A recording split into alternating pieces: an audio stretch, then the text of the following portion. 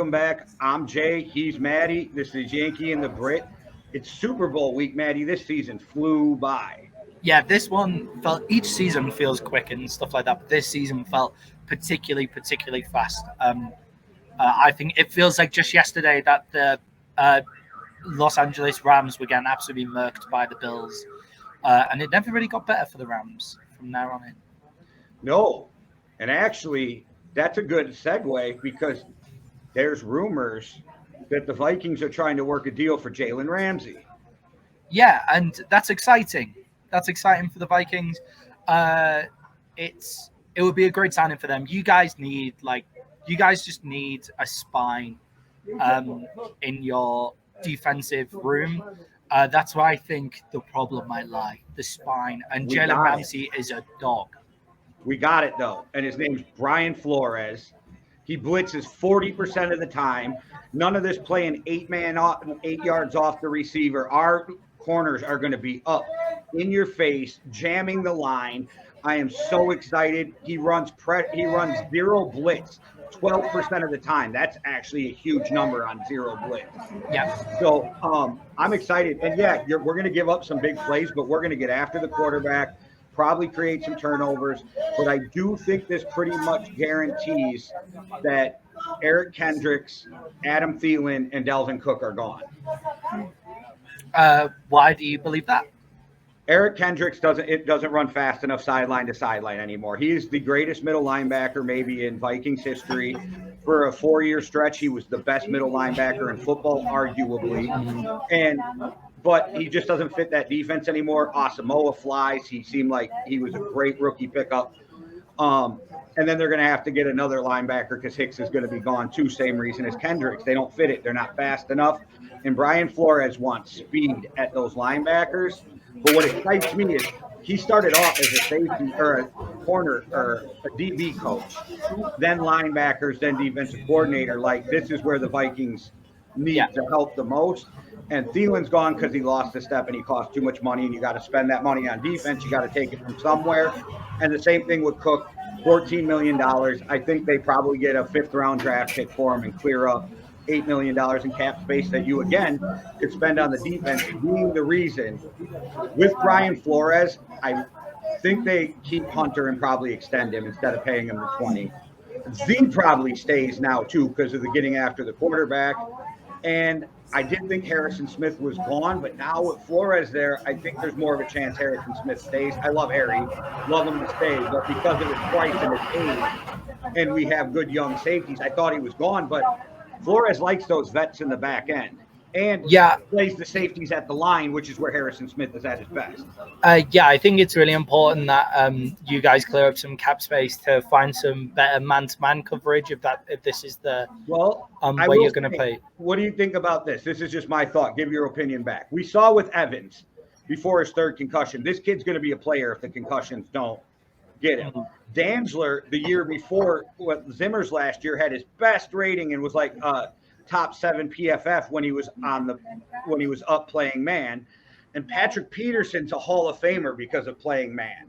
So I wonder if maybe these corners, and I think this is tight end, quarter, and linebacker are deep in this draft. I've just dug in. And I think we'll get more corners, but I think the Vikings, with that pass rush being blitzing, and those corners might be better than people think from last year. Yeah, and is it your 1st-round draft pick from last year, safety? Seen. He'll be back. He'll be back, played right? well, and Martellus proved why he was on the field. Yeah, but Seen has a lot of speed, and I remember looking at his tape, and he doesn't come forward and make a lot of big hits, but when he hits somebody, they stay hit, from watching him in college, which is good, really important in these kind of zero blitz thing. Yeah, good hands. So any turnover balls that go up. I think with the Jalen Ramsey trade, you guys are desperate, though, for one guy who can just take away every team's best wide receiver, and then the other guys can kind of really work on the others. I think Patrick Peterson is in the hole. For Ramsey, Patrick Peterson's not coming back. Yeah, I mean, with Patrick Peterson is in the Hall of Fame for playing man, yes, but has he maybe lost a step? He's been burnt a few times. is he in a really helpful position though to teach the younger guys to play man? Like you need those guys in your locker room as well. If you manage to keep Patrick Peterson in, he's good enough to play man on any second wide receiver in the league. I just wouldn't want him marking the X wide receiver anymore in man to man. But if you guys get Jalen Ramsey, that dude could be put on an island and just look after that situation. And yes, you're going to give up big plays. And I think the NFL needs to, like NFL defenses now, and especially fans, need to realize that you're going to get beaten like a certain amount of times every game. Like the league works for offense, not for defense. So you're going to get beaten. So it's better to try and turn the ball over and cause havoc in the backfield, because as soon as you get somebody behind the chains in the NFL, then you can play then you have way more chance as soon as they're behind the chains. So if Brian Flores, I think he's a great fit for what the Vikings need and what the problems have been. I really love the coaching staff with Kevin O'Connor there and Brian Flores. I think that works really well. I think Patrick Peterson, there might be only 3 guys in the league he can't cover for 3 seconds. Mm-hmm. That's Brian Flores. One of them plays for you, so that's good. Well, yeah, maybe 4 because I was thinking Chase. You're not going to cover Devontae. You're not going to cover Stephon Diggs probably every time for 3 seconds. But most guys, he could stay with. And I forgot to mention Duke Shelley balled out for them at the end of the year. Mm-hmm. Turnovers. That's a good young guy they'll keep. And I know everybody for the Vikings are like, oh, we're only going to have Flores 1 year. Maybe. Because not the way that the league's going, though. Like Dan Quinn doesn't have a head coaching job. Even if it is for only 1 year, what Vikings fans are realizing, we get a 3rd-round pick. Yeah, that's good. You get that 3rd-round pick for your coach being elevated to another team if he's a minority coach. I hate the word minority, but that's how they say it. So you get a 3rd-round pick even if he leaves next year for a head coaching job. Yeah, and I mean, that's good. Like, that's definitely great. But also, will they only get Brian Flores for 1 year? Because that's what I say too. The way that the league's going is more and more of these offensive coaching minds are the people that get the head coaching job, and the defense. The only defensive coach that was hired was DeMarco Murray, right? No, that's not his name. Yeah, it is DeMarco Murray for the Texans. Yeah, it was DeMarco Murray for the Texans. He's the only defensive coach that was taken. Dan Quinn is head coach material, and Dan Quinn is the next coach of the Dallas Cowboys. Yeah, maybe. Not from. I still think that Jerry Jones is going to lick Mike McCarthy's asshole. So, yeah. You did see we're at like 200 views on that short, right? I was pretty fucking buzzed about it as well. I'm not going to lie. Speaking the truth. Spitting bars. But I think Dan Quinn is probably in the Cowboys for long term, no matter whether he's the defensive coordinator or the head coach. But I don't think Brian Flores has got another job waiting, like lined up as head coach. No, but there'll be 5 to 8 firings next year. He'll interview, so maybe he gets one. But even if he does, if he gets us to, if you go from 31st defense to 16th, let's say, and he coaches up his coaches too, then you can hire from within, bring another guy in, whatever. You turn that defense around, you get a 3rd-round pick. If not, you got this guy for a few years. I think it's a win-win. Yeah, and I think it's a defense. Like Brian Flores is a defensive culture setter as well. Like in his short time at Miami turned around during the time with Brian Flores there. Miami were a laughingstock of the league for a long time. Brian Flores goes there, makes them respectable. Yes, he didn't do the best for Tua while he was there. Yes, the offense looks stale. Okay, but everything was switched around, and you guys have got Kevin O'Connell to look after the offense. It's almost like it's being run by an offensive coordinator who's worthy of being a head coach and a defensive coordinator who's worthy of being a head coach. So they can just leave each other to their respective thing. Remember the Titans? Yeah. Where they run like 2 head coaches. What you did for those boys, you was the right man for the job. You see, but they run it as like, he's like, you look after your side of the ball, I'll look after mine. Well, for Vikings fans, if they remember 2017, Pat Shurmur ran the offense, Zimmer ran the defense, both head coaches. at one point, and we went to the NFC Championship game with Case Keenum. Exactly. The Minnesota Vikings have fallen into and done a really good job in their back office of they now have two head coaches working on both opposite side of the balls. And yes, the final buck stops with Kevin O'Connor in terms of those kind of things, but neither of them are experienced enough to just go in and say, I demand this amount of money be spent on the offense, or I demand this amount of money be spent on the defense as well. Like, your backroom staff seems to have a lot of control over the roster while Kevin O'Connor's there. And Kevin O'Connor and Brian Flores, whoever you give them, they seem to be able to train into the system. So, yeah, I think it looks very positive, especially in the coaching terms for the Minnesota Vikings. I definitely agree. Since we're talking about Flores, that's a good reason to talk about why does nobody want this Cardinals job?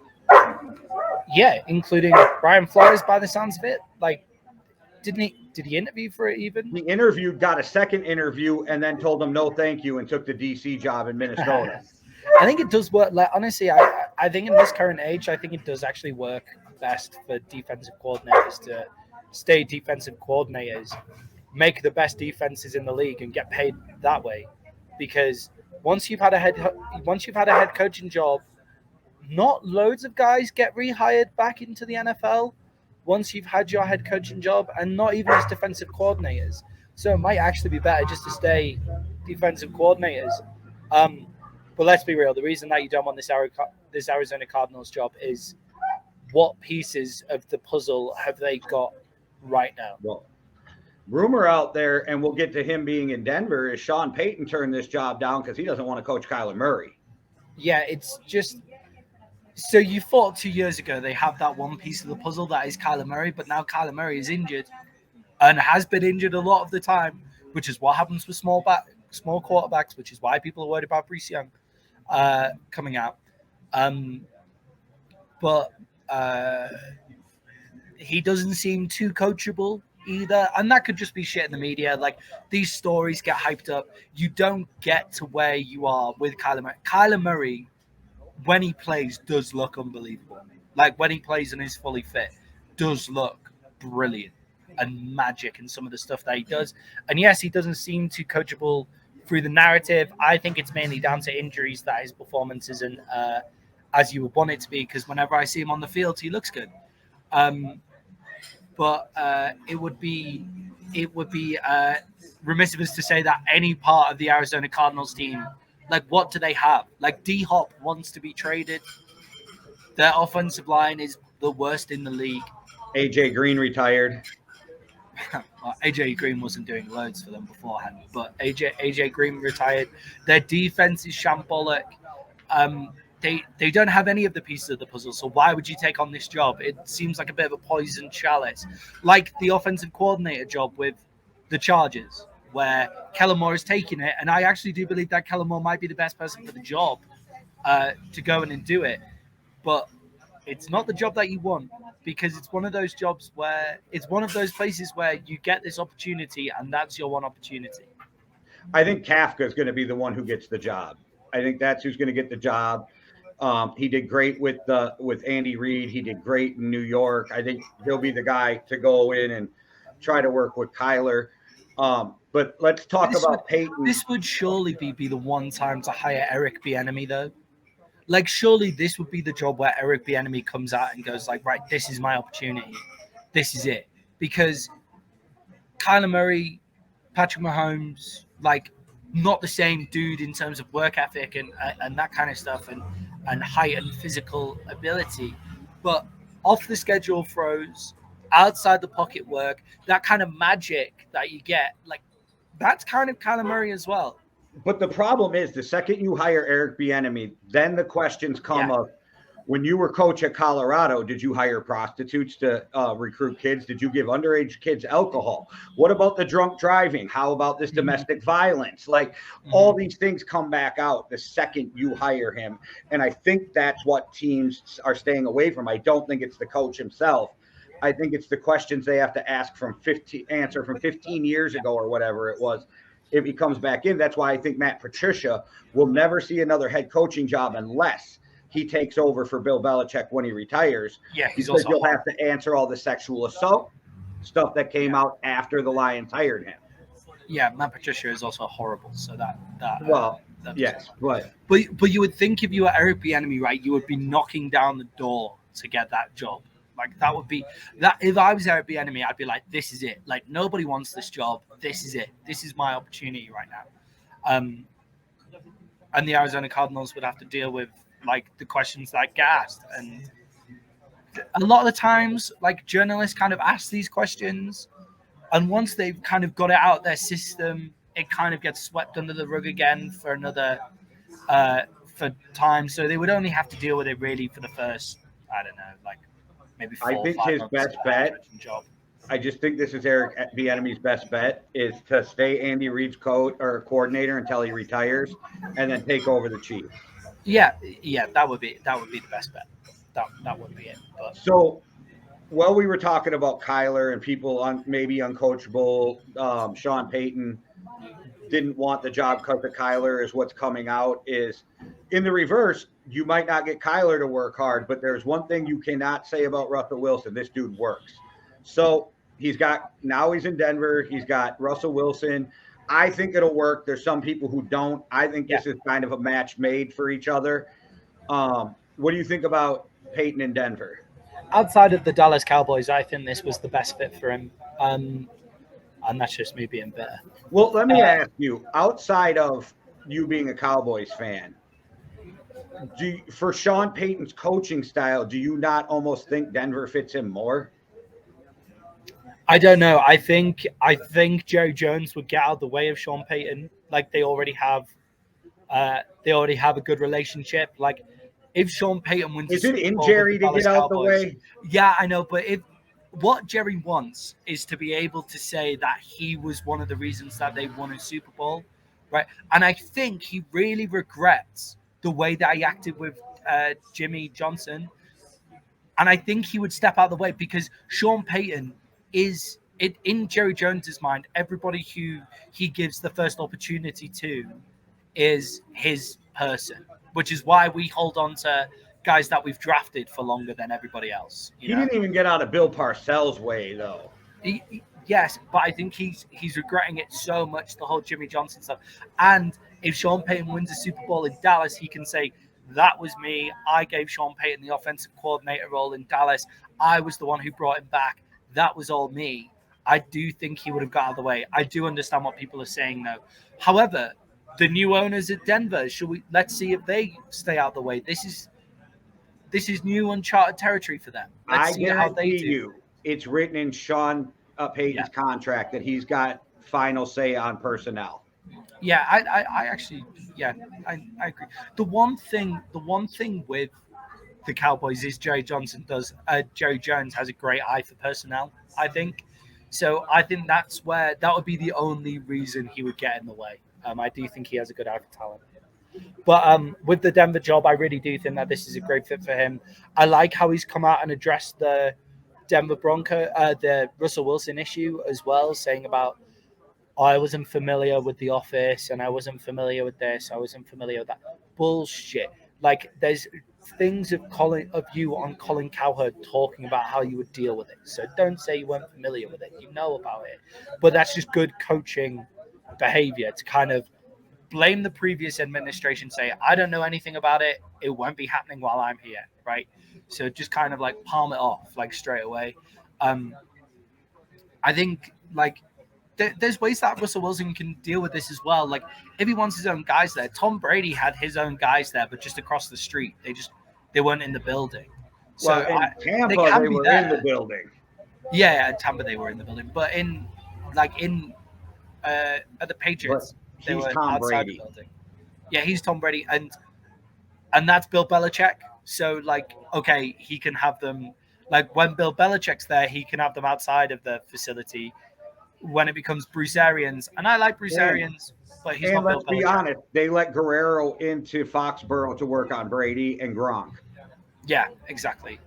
But I don't have a problem with the way that Sean Payton's doing it because no, me neither. Tom Brady is Tom Brady, and he doesn't get compared. And Tom Brady took abuse for the betterment of that team for 20 years. You know what I mean? Like, and Tom Brady was not treated like the superstar. So if he got a few things, okay, because he's Tom Brady. But Russell Wilson having 4 parking spots, whatever it was, his own office, like that kind of thing, that's ridiculous. Yeah, I actually don't mind the idea of Russell Wilson having his own office because the parking spaces was a bit weird. That's always going to cause resentment. Having your own coaching staff in there is fucked because it's like that means you're just not listening to the other coaches. I Peyton don't mind him Manning having was his own office. He talking. has his own brand, like outside. Peyton Manning was talking about how the office was a problem because you're not in there getting to know your guys. And the older you get, the more disconnected you get. So you have to. Yeah, Peyton yeah. went out of his way. And when people, I hear this about Peyton and Brady. When a new guy comes in, they introduce themselves. Hi, I'm Tom Brady. And the guys joke like, no fuck, right? You know, like, but yeah, and they Tom get to hired know them. Tom hired a Gen Z person to teach him Gen Z culture, didn't he? But yeah, it's just, I don't know if you're away from the team, then now you feel like it's the Broncos and Russell Wilson, not just the Broncos. Yeah, I think I understand. I understand the office outside of like we need to know how much time he was actually spending in his office compared to being in like the film room. That's where he was getting ready. Yeah, that's mental. Yeah, that's crazy. Like I don't mind having an office to conduct because like Russell Wilson has his own brand. Like Russell Wilson does his own shit like outside of football. It makes sense for him to have an office in the facility. If there's a spare office, just give it to him, right? But he's only allowed it. But he has to be watching film with the team. He now has to get ready with the team. He has to do all of that. Yeah, you have to. Like you can't leave it now because of the narrative. Like it has to. And go. it pissed off other players last year, you know. So yeah, other players need to stop being so fucking petty. Yeah, but when they're your teammate and dissension grows, I think it was Jerry Smith or Jerry Jones. You got me. I think it was Jerry Jones, but it might have been somebody else. It was him or Bill Cowher that said you can have one knucklehead in the locker. No, it was Bill Cowher. You can have one knucklehead in the locker room, not two, because once you have more than one, it becomes a snowball effect. Yeah, exactly. Like you need. I find that with the groups that I work with here. Like if you get one person spreading negativity, it often spreads to another person, and then the whole group is spreading negativity. That happens in my line of work a lot of the time. So yeah, I really do think he's the best for Russell Wilson. I actually think that Russell Wilson and Drew Brees hold a lot of the same kind of features as well, like questions about height. They're clearly very intelligent people and can break down defenses. Russell Wilson is a bit more mobile than Drew Brees. Like Russell Wilson is clearly a great leader. Like he fucked up this year. Like this year he messed that up. But Russell Wilson before then is clearly a good leader. And the Legion of Boom, I lost all respect for their sports analysis, to be honest, because I think they just jumped on the bandwagon to this is their like first 2 years like kind of getting in there and really getting into the sports analysis stuff, and they're like, oh yeah, we hated Russell Wilson while he was here, we really hated Russell, why didn't we give that ball to Marshawn Lynch, why didn't we do this? And it's like, shut the fuck up, man. Like that's ridiculous. Does rub people the wrong way though wherever he goes. NC State didn't want him back, that's why he ended up at Wisconsin. Like there is something to, and I don't think he's like a dick, I just think his personality rubs people the wrong way.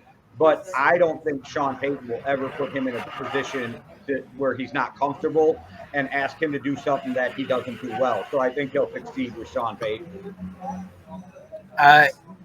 Yeah, I think Sean Payton will put him in the best positions for him. I think they're going to get together and kind of they're going to get to go and go over what worked. Because I think what a lot of people aren't understanding, I've heard a lot, like because Sean Payton went in and said, we'll put together what worked really well, we'll talk about what didn't.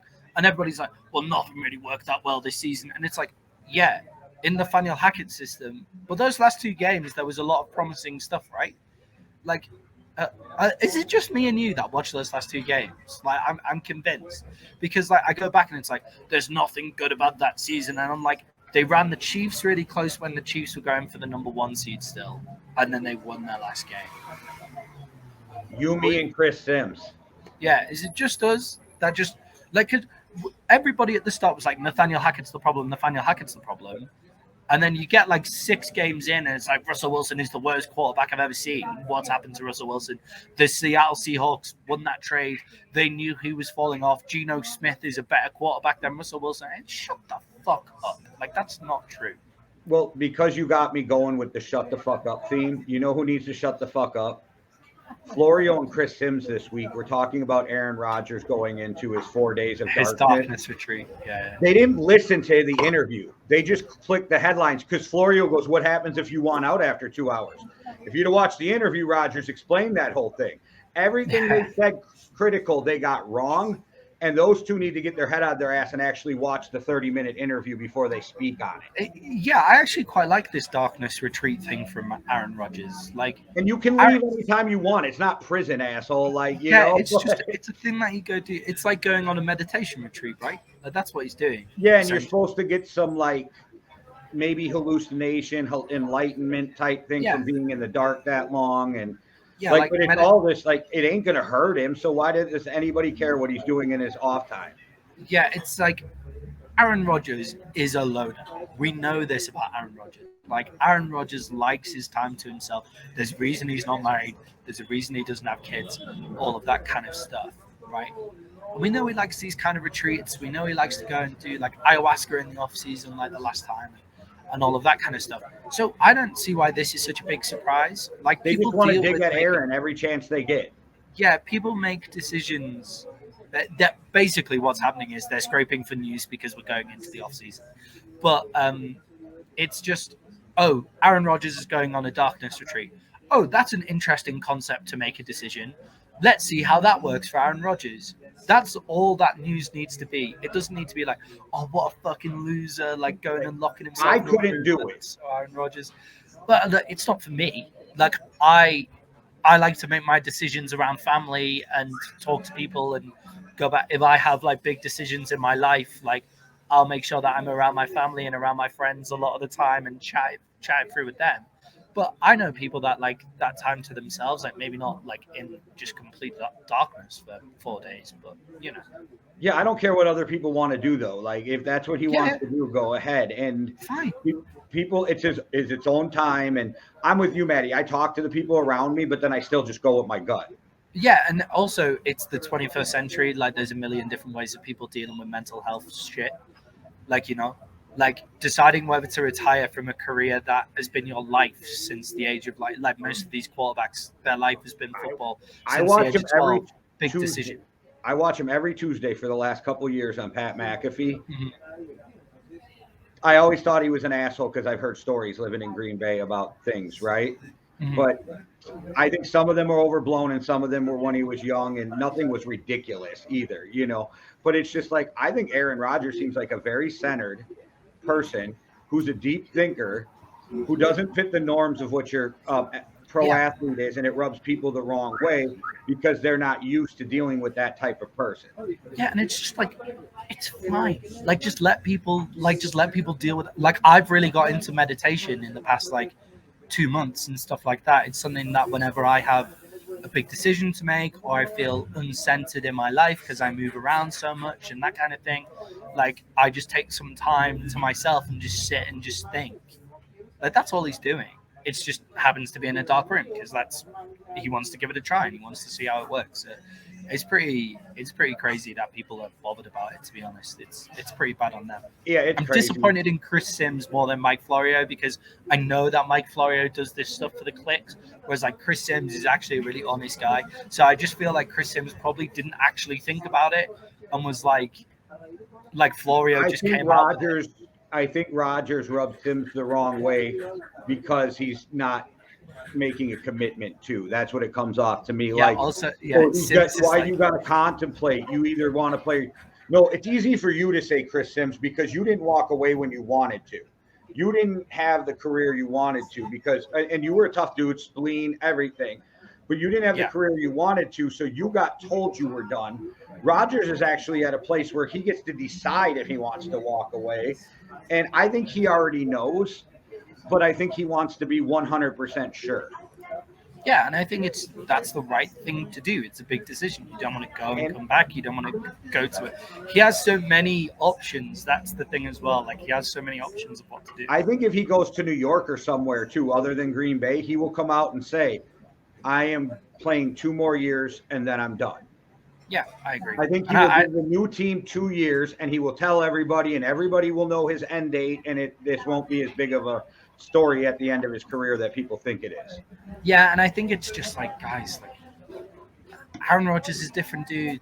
Like Chris Sims is that like hard-headed football dude. Like I love football. Football is my life.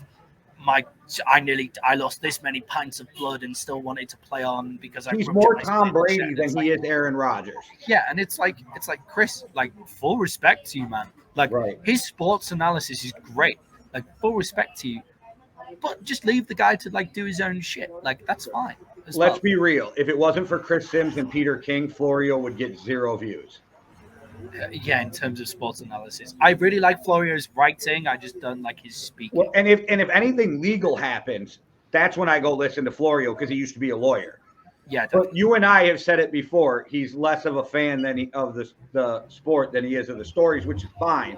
But I think Peter King, yeah, he loves the soap opera of football rather than like. He's a good co-host. He is not good when he's alone. Florio. Yes. Yeah, I agree. Like I don't like Florio, but he does better with Sims and he does better with Peter King than when he's just doing something on his own because he seems so angry all the time. Yeah, I love Sims as a host of his own show. You should listen. Like honestly, his no, I watch clips on YouTube, so because I'm not gonna give him 2 hours. I'll give him 2 hours, but I will like watch the breaking down of the running backs, the quarterbacks, the linebackers. Yeah, that's so I watch good. him talk about Lamar Jackson the other day. Yeah, Sims and PFF podcast. They're who I give my time because they're two totally different ways of doing things. Like Sims is like, I have watched this. This is my gut and knowledge of football. And PFF are like, I don't care what you've watched. This is all the stats. This is what all the stats say. And this is our scoring. And it's like two very different ways of looking at it. But those two, I'll give like 4 hours every week just listening to them. Well, shout out Sam Munson. Your rival. When we get as big as PFF, you should. He does a lot of charity shit. Maybe we should do a charity boxing match between you and Sam Munson. The TJ Hawkins bout.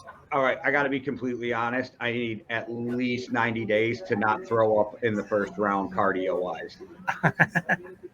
I need at least 90 days of cardio to not die in the first round. I think we've got 90 days until we're big enough to challenge PFF to charity boxing matches. No, you're short talking about Jerry Jones is going to make us viral, dude. Yeah, that you're right. Maybe I should just release more shit like that. Just come up with Britishisms for people being a dickhead. Right, should we talk about the Pro Bowl just to finish off? Yeah, there's mixed reviews, right? I liked it. I fucking enjoyed it. I watched it with my wife. The only one thing I would tweak, and they can tweak whatever they want, get rid of the water balloons. The water balloon thing was fucking weird. But other than that, I figure out a different event. But the water balloons was the golf swing. I thought the golf swing was a bit weird.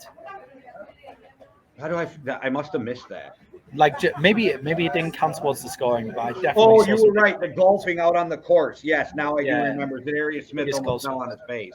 Yeah, it's fun, but let's keep it football. Also, dodgeball's sick. Keep the dodgeball, but like the rest of it. Some people hated on the dodgeball. I didn't get it. I don't understand people who hate on that. So I saw a lot of posts being like, "This is what the Pro Bowl was to me," and it was a guy from the AFC Spirit. Yeah, but now we have guys who play till they're 45 because we don't do that shit anymore. Like, it doesn't have to be like we don't have to beat the shit out of each other. They also play an extra. Fun. Yeah, they also played 2 extra games than they played from the time that you were showing them, or 1 extra game from the Pro Bowl that you were showing. So stop it. Just stop. Like, just have fun. Like, is it not fun to see these players going out and just being they had a blast, ridiculously skillful? Yeah, they had a great time, and watching their skill set was Hey. unbelievable. And you want to know what else? Another Kirk Cousins comeback victory. Yeah. Also, Derek Carr looked sick in that Hey. precision passing drill, by the way. Did you see the clip of when he was mic'd up and they asked him, wow, you were on fire or whatever, and he goes, yeah, or they go, but not, or he goes, something about being with the team, and he goes, yeah, I must not have played good enough because that's why I'm going to be somewhere else. Yeah, and it's interesting that is he he must be the first Pro Bowler without a team, right? Like for next season. Like there's no way. Well, there's other guys who have been going into free agency or got cut. I think The Wi-Fi has been so good. We just know now. The Wi-Fi has been so good all day, and now it's cutting out on me.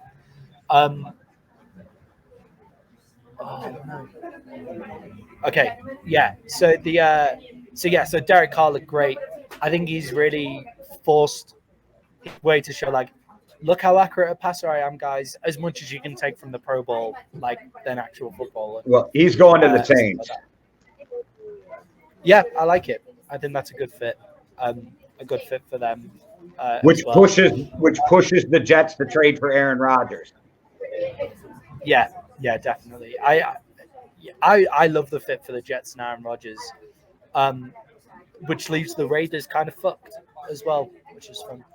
They'll have to take Jimmy G, and then that'll be where unless they go with Stidham and draft somebody. Stiddy, yeah, maybe they'll have to move up in the draft to get anybody worth drafting. But yeah, I love the Pro Bowl. I really like the format. I think it was really fun. I think the guys, the players had a lot of fun while they were out there, and it was just nice to see their skill sets rather than like having to sit and watch the game. Like CeeDee Lamb in that touch football looked unbelievable, looked so good. And we need to remember that these guys now play longer because of the health things that have been put in place. There's no need to. Everybody's like, oh, football was hard when I used to watch it. It's like, yeah, footballers also had serious brain damage after they finished playing when you watched it. So, what would you prefer? What would you prefer? Would you prefer your kid plays football in a safe environment, or would you prefer them play the way that you used to play it in the 1930s and have brain damage? Well, they don't want their kid to get hurt, but they don't care about the player getting brain damage. Yeah, exactly. And that's piss poor. Well, Maddie, we're going to hit him with some draft stuff coming up, Super Bowl preview. Then we're going to all have to deal with the post-Super Bowl depression. It's a thing. I know, and then we just don't have any football forever. Then the real fun begins, and we get to create off-season shows that are nothing. Well, I like the draft stuff. I like the predictions, like that kind of stuff. I live for that. I've already got into the draft a little bit so far, so I'm already looking forward to it. Will Levis, I don't care what anybody says, is going to be a late first-round pick. He is not going as early as people think. So if somebody believes in him, like the Raiders, they could grab him later on. Yeah, I think people will move up for Will Levis. I don't think he's worth it. I don't think the value. If he goes before 16, I'll be shocked. I just don't think the value's right, but I think people because it's a quarterback. I've been watching him. I think he gets more praise than he should, but that's a whole different show. Yeah. I don't think he's particularly amazing. I think my top ones are Brees Young and CJ Stroud is where I'm at. I've seen a lot of Cowboys fans saying that we should draft Duggan from TCU. I don't hate it. I don't hate the idea. Yeah, he's another guy that I got to watch more on. There's some later guys that I'm really excited about that I'll bring to you that I think maybe could make a team better in the 4th and 5th round, guys with potential. And I'll tell you, there's a couple guys that I think are going to go in the 1st round that I don't think anybody should draft. Yeah. What was it? Bryce Stenson? Stetson Bennett. Stetson Bennett. Stetson Bennett, yeah. Stetson Bennett. He just got arrested for... Did you see the hit that the police officer put on him as well? No, I didn't. Man, go watch it. I just heard something about drunk and disorderly or something. Oh yeah, he was just drunk and disorderly. Like it's not. He's drunk and disorderly, being a guy who's just won the like national Hey, was championship. it as with good as Georgia, the so Johnny fine. Manziel tackle when he tried to run and the cop just? Oh yeah, around the same level of that. Like Okay, the guy cool. I gotta go check annihilates it him. out. Like absolutely kills him. Like you should go watch it. All right, Maddie. Well, I think we did it. We'll be back with more. Everybody, thanks for watching. Hit that like and subscribe. I got to get better at that. Telling you in the beginning. But one world, one love. Deuces. Cheerio.